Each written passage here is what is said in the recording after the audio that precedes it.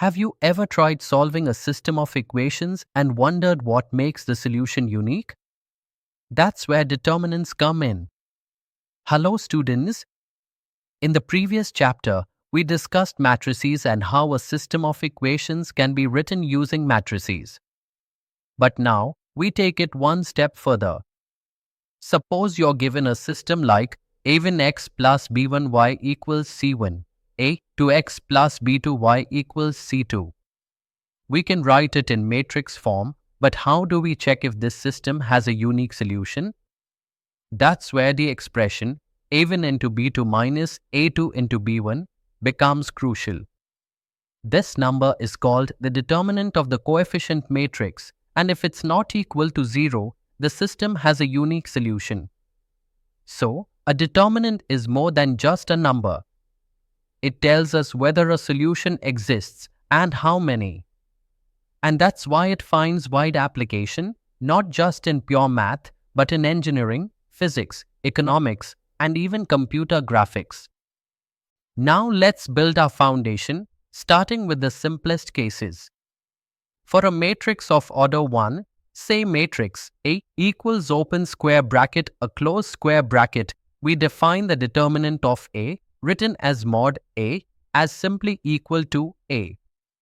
For A 2 by 2 matrix like A equals open square bracket A1, A2 semicolon, A21, A22 closed square bracket, the determinant is given by mod A equals A11 into A22 minus A12 into A21. Let's look at an example. Matrix A equals open square bracket 2, 4, negative 1 to close square bracket, then the determinant becomes 2 into 2 minus 4 into negative 1, which equals 4 plus 4, giving us 8. Remember, determinants only exist for square matrices, that is, matrices with equal rows and columns.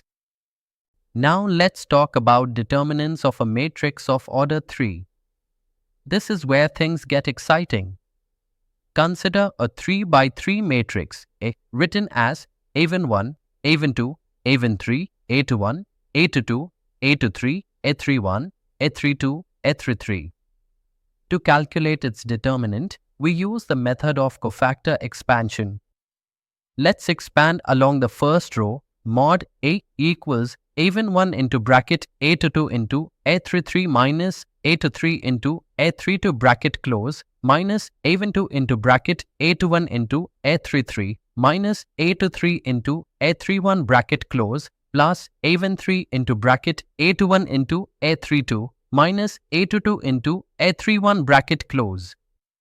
This combination of signs plus, minus, plus is based on the position of the element following the pattern of negative 1 to the power I plus j. No matter which row or column you expand along, you'll get the same determinant value. But here's a tip. Pick the row or column with the most number of zeros, it'll make calculations quicker. Let's discuss some interesting and useful properties of determinants. First, the determinant of a scalar multiple of a matrix. Say if A equals K times B, where both are n by n matrices, then mod A equals K raised to the power n into mod B. So, for a 2 by 2 matrix, if you multiply each element by 2, the determinant gets multiplied by 2 squared, that's 4. Second, the determinant remains the same no matter which row or column you use for expansion. This gives you the freedom to simplify your work. And finally, if 2 rows or columns are identical, the determinant becomes 0. That's how you detect linear dependence in systems. Let's now see a full example of cofactor expansion in action. Evaluate the determinant of the matrix 1, 2, 4, and negative 1, 3, 0, 4, 1, 0. Look at the third column. It already has 2 zeros. Let's expand along it. So we write mod delta equals 4 into bracket negative 1 into 1 minus 3 into 4 bracket close, which gives 4 into bracket negative 1 minus 12 bracket close equals 4 into negative 13, which equals negative 52. And that's our answer. Determinant equals negative 52. Notice how the strategic choice of a column made the expansion easier and faster. You might be wondering, are determinants only about solving equations? Not at all. In coordinate geometry, we use determinants to find the area of a triangle. If a triangle has vertices at x1, y1, x2, y2, and x3, y3, then its area is given by area equals 1 by 2 into mod of x1, y1, 1, x2, y2, 1, x3, y3, 1. Let's plug in points. For example, 3, 8, and negative 4, 2, and 5, 1. The matrix becomes a 3, 8, 1, a negative 4, 2, 1, a 5, 1, 1. Solving this determinant gives us the area of the triangle. And if the determinant turns out to be 0, it means the points are collinear. So here's a beautiful link, algebra helping us understand geometry. Let's quickly revise what we've learned about determinants. Determinants are scalar values calculated from square matrices, and they help us understand whether a system of equations has a unique solution or not. We explored how to compute determinants of 1 by 1, 2 by 2, and 3 by 3 matrices using cofactor expansion.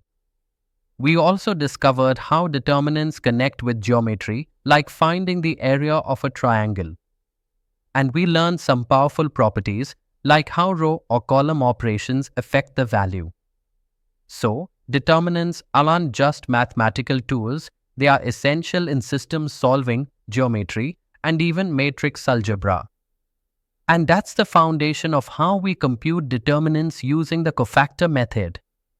In the next video, we will explore minors and cofactors, the building blocks of determinant expansion.